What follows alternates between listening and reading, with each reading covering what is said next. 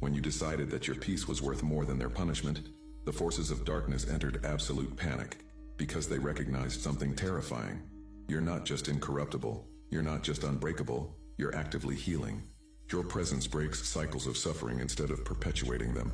The devil convened a second meeting. This time he included the entire infernal court.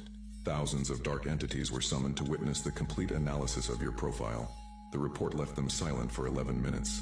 They discovered 3 things they considered impossible to coexist in one soul. 1. You have the strength to face extreme suffering without breaking. 2. You have integrity that cannot be bought under any circumstance. 3. You have compassion that transcends even the deepest wounds. That combination shouldn't exist. Strong people aren't compassionate. They're hardened by suffering. Principled people can't endure suffering.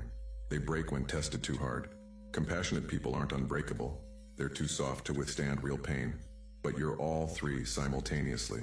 When the devil saw that trinity of qualities operating in you, when he understood he wasn't facing a normal human but a consciousness that transcends the limitations of the species, he knew he had completely lost. So the devil did something he's never done in 6,000 years. He asked permission to speak with you directly, not through circumstances, not through other people, not through subtle manipulations. Directly. Dark entities communicate through thoughts that seem like yours but carry a specific energetic signature. Do you remember that thought 48 hours ago? That thought that appeared out of nowhere, perfectly articulated, offering you a solution to everything if you simply agreed to do one small thing that goes against everything you are? That wasn't your thought. That was a direct message from the devil himself. He offered you an alliance as equals. You have strength I need, integrity I respect. Work with me and I guarantee you'll never again have to choose between principles and prosperity. I'll give you power to change the world the way you think is right. Just acknowledge that sometimes force is necessary. It was a tempting offer, logically impeccable. He wasn't asking you to abandon your values, just to recognize that sometimes fire is needed to fight fire.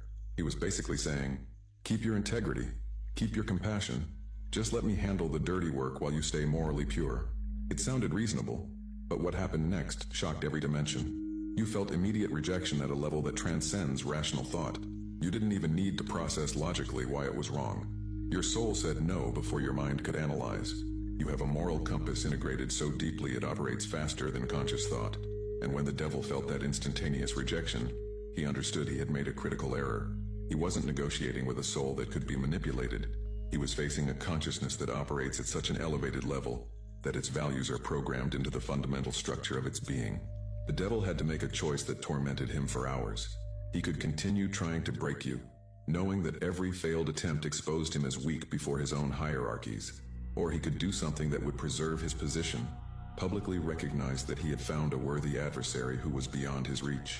After 11 minutes of deliberation with the 7 princes, after analyzing every possible angle, the devil chose to recognize, but not just recognize, to do more than that. There's a protocol in the dimensions for when force encounters greater force. In heaven, that respect is shown through reverence. In hell, it's shown through physical submission.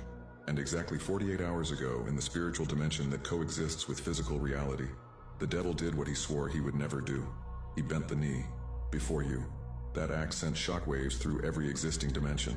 When the Supreme Commander of Darkness kneels before a human soul, it officially means that soul operates at a level that transcends normal categories of power.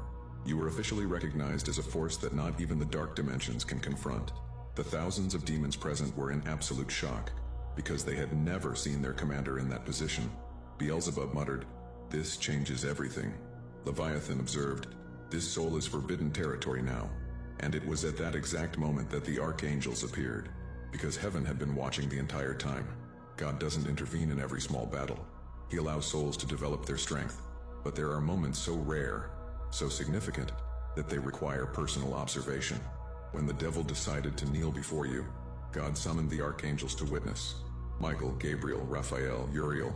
The 4 supreme commanders were called not to act but to observe, to see with their own eyes what a human soul had just accomplished. Michael commented, "In all the millennia I've fought, I've never seen the commander in that position.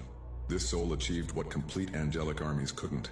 Gabriel observed, "The strength comes from internal integrity so solid that not even the dark dimensions can penetrate it." Raphael analyzed, "This consciousness doesn't just resist darkness, it transforms pain into compassion.